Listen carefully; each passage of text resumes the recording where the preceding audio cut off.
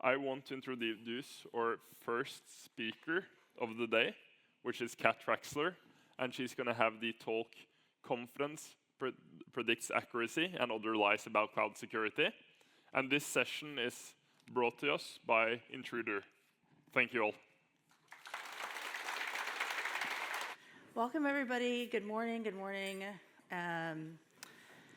If we haven't met already, my name is Traxler, Principal Security Researcher at Vector AI, where I spend most of my time doing security research, offensive research on the public cloud, identifying vulnerabilities, doing a lot of public research.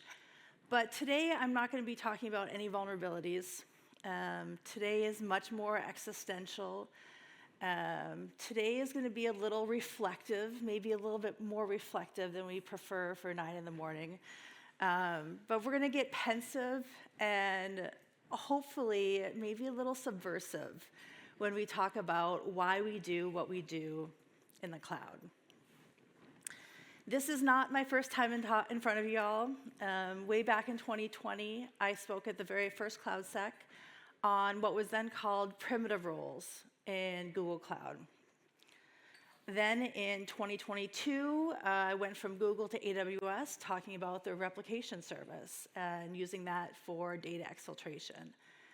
And last year, I got to be in front of you at Brussels talking to you all about abusing service agents in Google Cloud. So my background is solidly technical, but being technical doesn't always protect you from being curious about why we do what we do, and then forming some really strong opinions about the driving forces in our industry. Being curious about these things quickly led me to behavioral economics to help explain some things, and of course, help us understand these chronic mistakes we seem to be making on a loop. Which brings me to the title of this talk. It's a little bit tongue-in-cheek, for sure. Confidence predicts accuracy. It's an example of a fallacy I see our industry engaged in that I borrow straight from behavioral economic theory. The idea that our confidence will predict accuracy is an example of the overconfidence effect, a well-established cognitive bias where your individual subjective confidence is much more greater than your objective accuracy.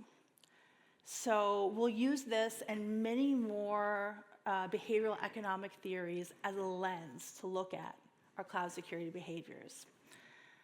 This talk is going to come in 3 acts, 1, 2, 3. The first act is about reflection. We're going to weave my observations of cloud security with behavioral economics, and fundamentally ask, is what we're doing worthwhile? How did we come to understand what cloud security is? And is the juice worth the squeeze? In Act 2, we're going to talk about the shortcomings of our System 1 intuitive brain and explore what it looks like to move from intuitive thinking to more leveraging frameworks as a structured thinking approach. And then finally, in Act 3, we're going to move to very concrete, specific examples we can do to transform this 1.0 cloud security world and distribute responsibility across an enterprise. So let's get started here. I've watched as the cloud security industry has absolutely obsessed over the idea of identifying and remediating the misconfigurations of resources, while also holding the belief that you can have a perfectly least privileged account, that both are desirable and both are possible. But my question throughout this presentation is whether prioritizing posture and whether prioritizing this perfect least privileged state is really the panacea that we've hyped them up to be. So in this section, we're going to get really, really curious as to why organizations go down the path of pursuing posture perfect. I'm trying to coin a term, PPP, pursuing posture perfect. Why do you keep doing this? And are they really serving our goals?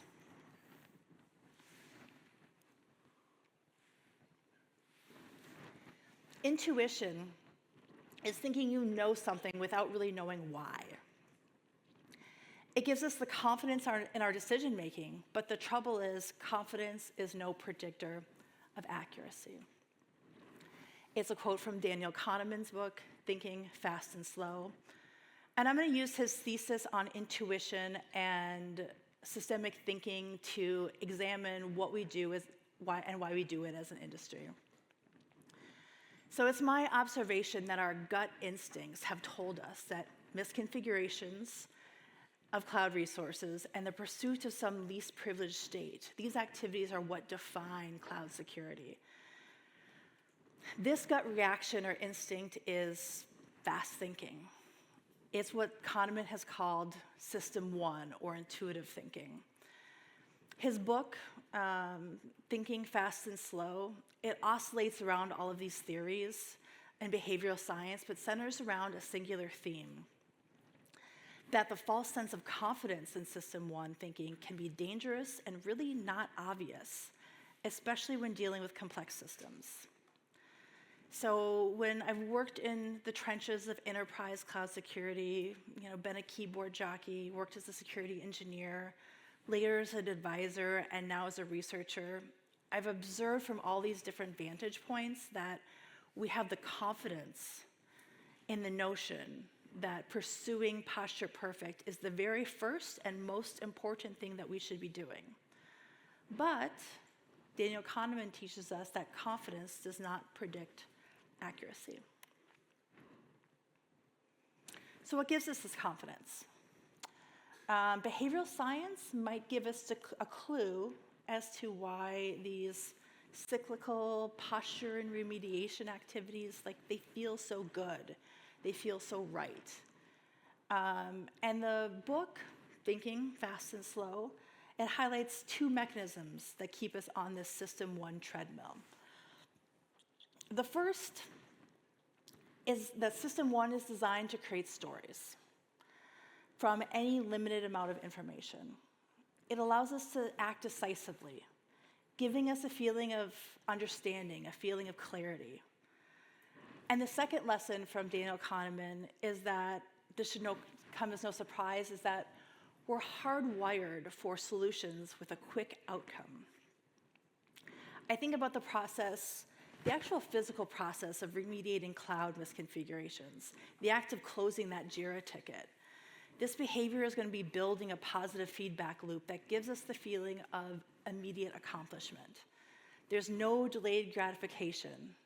We're working through a list of resource configuration issues. We're closing them off one by one, and that generates these small dopamine hits, incentivizing us to progress further. And whatever we're incentivized to do, regardless of its overall ability to reduce risk, if we're incentivized to do it, it's going to get prioritized.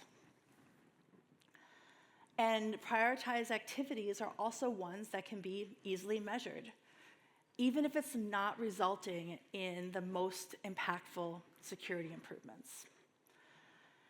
This is how metrics have a chokehold on what we spend our time on.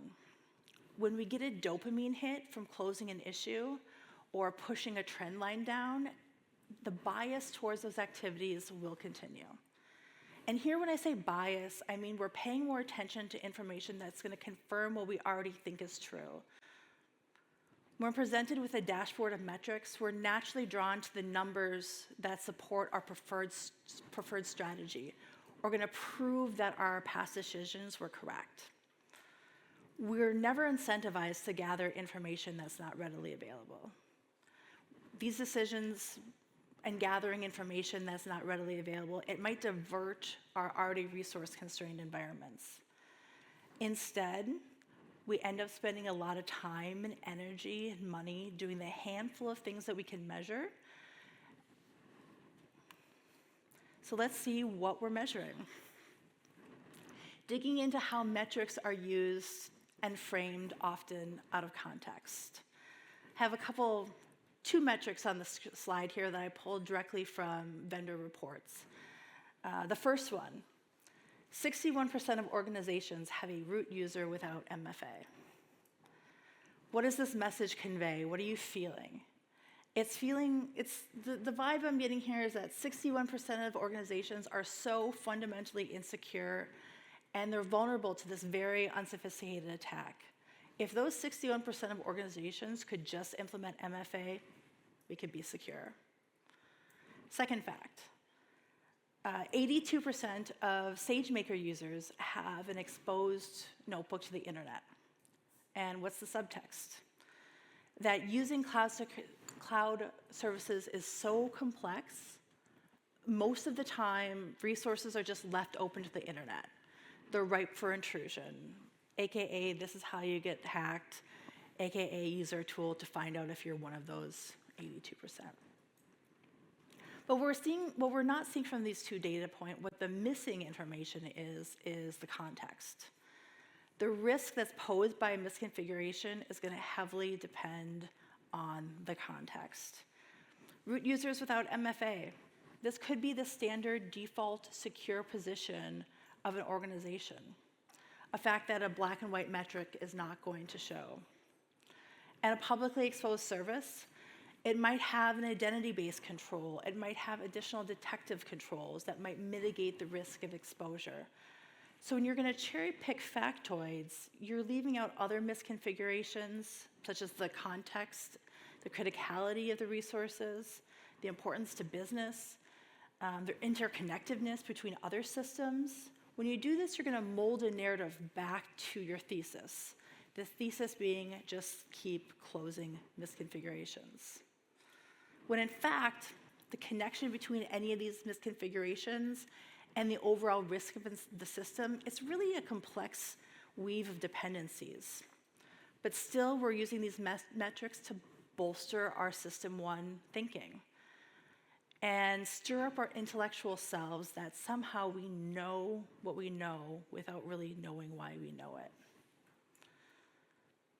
And it's my turn now to pick on cloud threat reports, especially ones that have an attempt to show a trend line. This chart was taken from a cloud threat report. It highlights a dramatic shift in a technique. In 2022, there was some technique that was ranked 46th. In the course of a year, it went to the 4th most prevalent attack. But wait, what don't we see from this chart? Or honestly, from the entire report, what don't we see? We don't know anything about the fill in the blanks. It takes the limited amount of data presented and it weaves it into a coherent, narrative, plausible story. The narrative fallacy, our tendency to create and believe compelling stories, to actually explain complex realities. And what's better to fuel and to provide a plot for a narrative fallacy than a misleading metric? Like that 16x growth year over year, just like that. It's that perfect raw material for a flawed narrative to bolster the System 1 beliefs. Simple metrics, especially ones you can put on a dashboard, are used as talking points in threat reports, and they're like the plot points in a System 1 story. The stories that metrics tell us are very seductive. They're simple, they feel good, they confirm that our hard work is paying off. But as I've shown, System 1 narratives can be a bit of an illusion. So given that challenging our own stories might be just as important as closing an open port in a security group, it might be just as important to ask the hard questions of System 2. To ask the hard questions like, is this metric telling me the whole truth? What information am I missing? And are we just doing things to keep busy? So this next section is about how to engage System 2. But it's also about the opportunity cost of getting it wrong and staying within our own confines of our own comfortable narratives. pouring all our energy into posture activities, pursuing least privilege, it's this prime example of our industry not challenging a pre-existing narrative, despite there being clear diminishing returns for solely focusing on a posture-perfect state. This obsession triggers a zero-risk bias, where we prefer, as humans, to completely eliminate one small risk, one small visible risk, over significantly reducing some more complex future risk. So the danger of working on this, what I call this long tail of remediation, is the opportunity cost. It's time, it's resources, it's the brain power. These are all finite. And when we invest them all in chasing the certainty of a clean scan, our capacity to address risk from the other angles just tanks, right? So we want to really minimize risk. When we want to do that, we have to step off a hamster wheel. We have to stop busying ourselves with intuitive system 1 work and deliberately use what Kahneman calls system 2, thinking to find the best allocation of our time. Challenging an intuitive belief kind of born and raised of system 1, is not just an intellectual exercise up here, it's actually a really emotional exercise. To doubt system 1, to doubt something that you have a core belief in, is to go against a powerful feeling of certainty. This creates a cognitive dissonance that as humans we're highly motivated to resolve, usually by dismissing conflicting evidence. To counter the powerful pull of our intuitive judgments, we need to deliberately engage system 2, what Kahneman describes as slow, effortful, logical mode of thought. We use this system 2 primarily to fight the what you see is all you get phenomenon, that phenomenon that is not going to look for additional information. We use system 2 to force us to slow down and interrogate the absence of information. It's the same focused energy of system 2 that we use when we're going to look for a friend in the crowd. We use system 2 when we're parking in a very tight spot. And we need to find ways to engage system 2 when evaluating the attack surface of the cloud, determining how to prioritize resources. System 2, unfortunately, isn't just effortful, it's extremely lazy. Kahneman says that system 2 is going to avoid complex work at all costs. We're going to try to avoid engaging it. And that's where frameworks and checklists come in. We're going to use those as a forcing function to keep our analytical brain engaged. Frameworks can help us protect us from the biases and errors of system 1.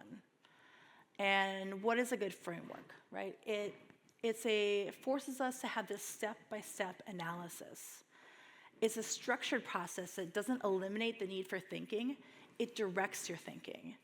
It's going to force system 2 to wake up and follow this logical path as opposed to falling into lazy mode. System 2 is aided by pre-flight checklists. For example, a pilot's pre-flight checklist. This checklist that a pilot goes through, it's system 2 codified. It ensures that the pilot's skill is applied consistently and correctly, preventing that cognitive ease of system 1 creeping in, saying, everything's probably fine with the plane just like it was yesterday. We need system 2's pre-flight checklist to tell us, no, we need to go through and double, triple check. It's this everything will probably be fine attitude is what happens when taking the inside view in our own systems. We focus on our unique tools. We focus on our talented colleagues in our team, our specific plans. And perhaps that detect, respond, and recover functions aren't as important as protect because it won't happen to us. But the NIST cybersecurity framework and many other frameworks that are based on it forces us to go through a pre-flight checklist. It helps us adopt what Kahneman calls an outside view and fight optimism bias. NIST forces us to treat cloud environments like any other system, doing away with the idea that we're some sort of special snowflake. We can allocate resources, we can find solutions directed by this repeatable, respected framework that's informed by the collective experiences of the past, forming our outside view of our systems, rather than being mired in an optimism bias or overconfidence. You might think that because NIST predates the cloud that it doesn't apply, but honestly, its greatest strength is that it's technology agnostic. It's used to maintain our focus whilst in system 2 thinking.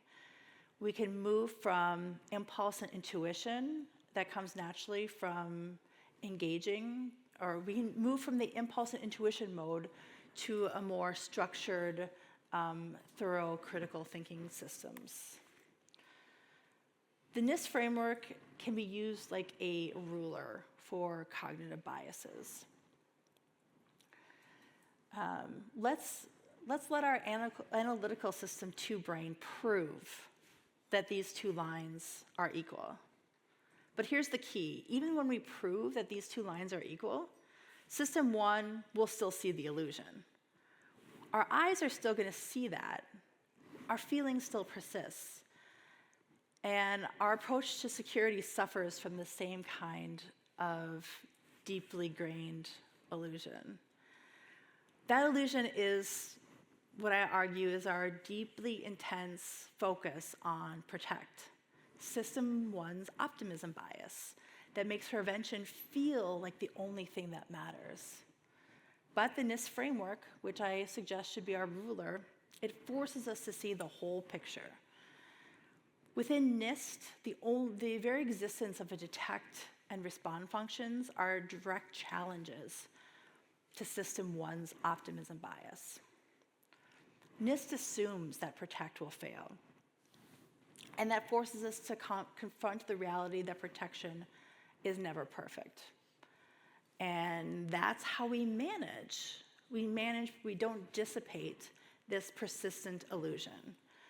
NIST demands a full cycle view, not because the desire to protect will go away, not because this illusion will go away, but because the desire for we have to actively manage this cognitive bias. Just as our eyes will always be tricked by the arrows, system 1 will always be tempted by the simple, singular goal of a perfectly configured environment. The framework provides a discipline to ignore that feeling, though.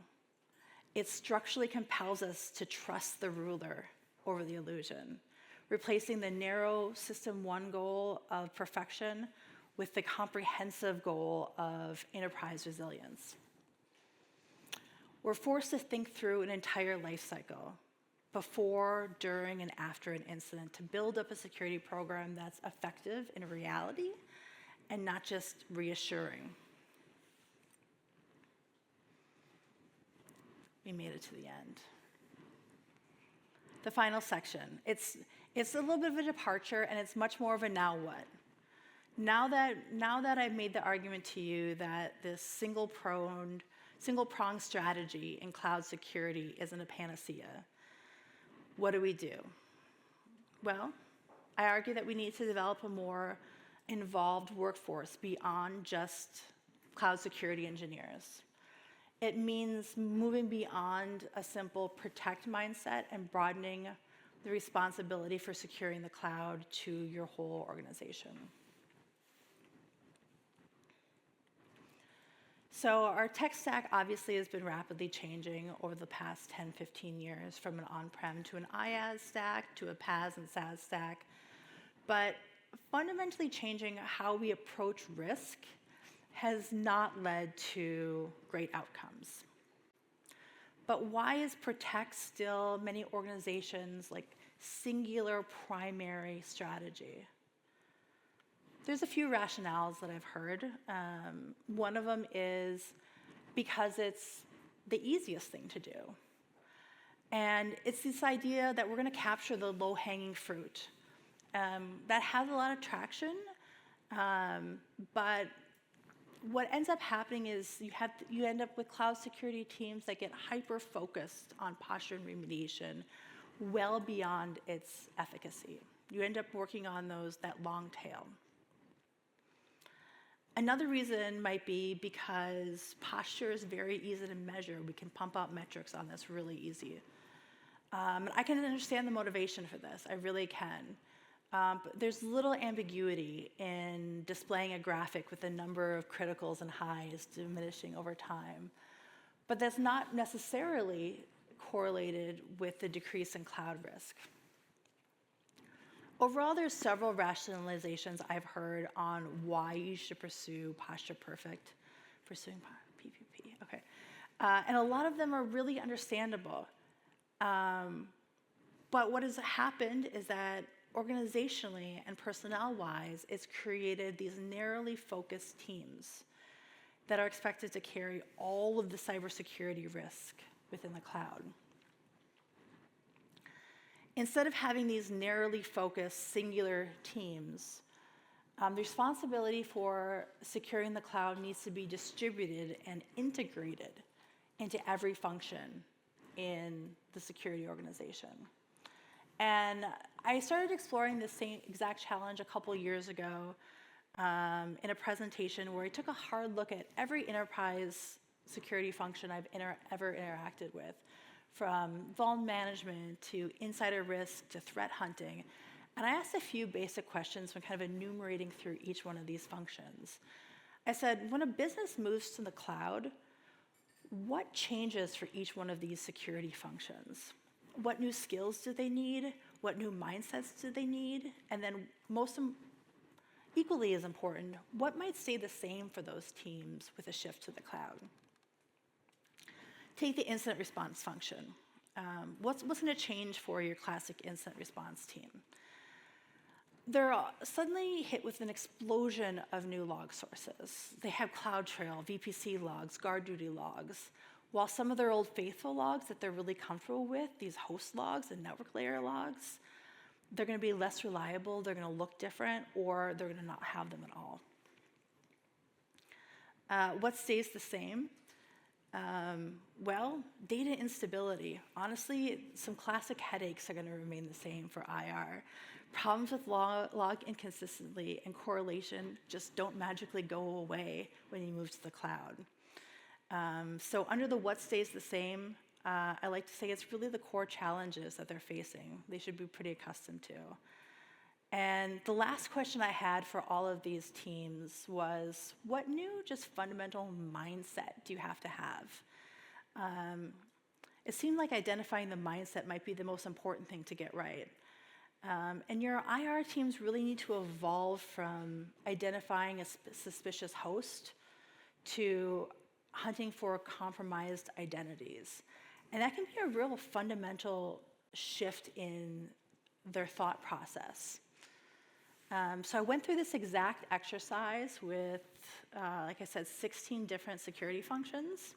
If you want to have a QR code scan over there, it'll take you to the PDF where I have little cards of each one of the functions, and you can just go through what my thoughts are on each one of the core functions of enterprise security organizations and look through what changes for them, what stays the same, what new tooling do they need, and what's the new mindset. Unfortunately, though, there's been a siloed mentality that we locked into really early in cloud security. And this slowed some necessary evolution within teams. We've been treating the cloud as this separate thing to be fixed with a classic System 1 mentality. And it gave an organization the immediate satisfaction of doing something about the cloud, which allowed everybody else to just sort of kick the can down the road, right? It gave every other team the reason to delay their own evolution by simply saying, don't worry, we have a cloud team to do that. So I gave you my quick thoughts on the IR function, but what do we really need to do as our very first resource alignment to get us out of protect all the time, protect at all costs mentality? So instead of having a siloed security team, we need to generate the work we need to fold all of the work that's generated by our posture tooling directly into our vuln management program. Think about it for a moment. What is a misconfigured S3 bucket? It's the new unpatched server. These are simply the missing patches of the cloud. They require new context, but the workflow is identical. It's not about eliminating a team, it's about expanding the mission of the team. We're asking our classic on-prem vuln management team to evolve. Their scope's gonna grow from OS and application patching to include the configuration status of cloud resources. And it's a really natural evolution as they're gonna be using the same skill set. What is vulnerability management? Data engineering, project management. It's just a different, richer data source that they're gonna be working with. It's this kind of realignment that I suggest for IR, realignment with vuln management, that is gonna accomplish two really critical goals. It forces cloud security teams to upskill and become cloud literate, breaking the cycle of dependency on this small group of experts. But more importantly, it takes that mountain of protect work and folds it into a more workaday, scalable background process. If we look back, the first 15 years of cloud security was defined by burning a lot of calories by a select few. The cloud SMEs found themselves on a hamster wheel of reactive fixes. Busy, I've certainly been as busy as I ever have been, but all of this motion hasn't really led to a meaningful reduction in cloud risk. No one here would argue that data security has improved with our migration to the cloud and our emphasis on preventative strategies. And the longer that this strategy persists, the harder it seems to break from. The vendor ecosystem is catering to System 1 intuitive mindsets. They are all selling us tooling that caters to the power of now, our deep-seated need for quick solutions and immediate gratification. This feedback loop is what we've defined as cloud security. Cloud security became a set of technical implementations, a checklist of configurations to be perfected, rather than what it should have been all along, a culture of risk management and a practice of building resilient systems.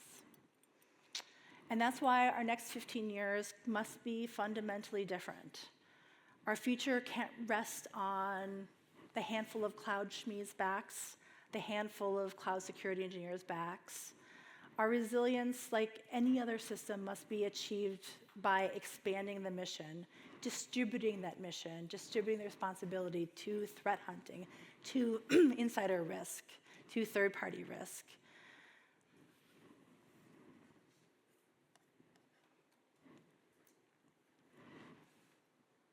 Okay, I have a 3-step plan for everybody. Everybody likes a nice conclusion. And now what do I do? Okay. Your 3-step plan to get off the proverbial hamster wheel and out of the industry-wide feedback loop. First step, recognize the diminishing returns of any single-pronged strategy. Acknowledge that a prevention-only obsession has its limits. And be really suspicious of metrics that are going to seek to confirm your optimism bias. Number 2, force effortful thinking. Use established frameworks like NIST to structure your thinking. Force System 2 to engage. And finally, abandon the catch-all cloud security team. Make cloud security a part of everyone's mission, from threat hunters to engineers to leadership. Okay, there's actually 4 things. There's not 3. Here's the 4th. And actually, it's probably the most powerful, the most important. Interrogate all of your decisions for the power of now effect. The power of now, or the present bias, says we're psychologically wired to overestimate immediate gains, but heavily discount future ones. We place the value we're going to place on a reward is going to significantly drop if the reward is delayed just even a little bit. There are immediate rewards like closing a vulnerability ticket, building a system for least privilege. These are small, tangible goals. They feel good, as opposed to things like future rewards, designing and testing a resilient backup system, exercising your incident response process, identifying gaps in your RASCIs. The gain is massive here, but it's abstract. It's not going to be easily measured, and the gains are just far in the future. Identify where the power of now is influencing your decision making and start to find ways to engage system 2. Thanks for listening, everybody.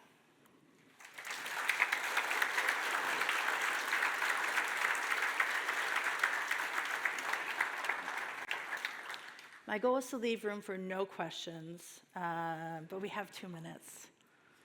Yes, so thank you for that, Kat. Are there any questions from the audience?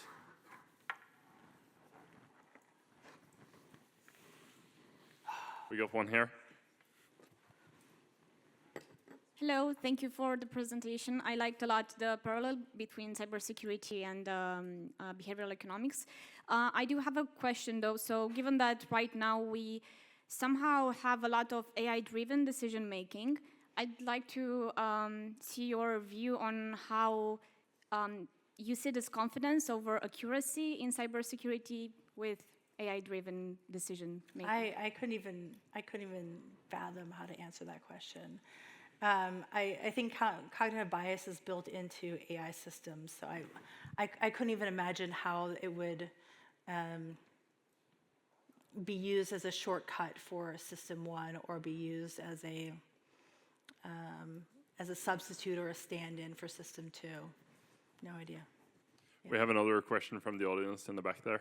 Yeah, great talk. I totally agree with the framework approach. How do we prevent ourselves from falling into a checklist mindset and not actually engaging with the kind of critical thinking that you're talking about there?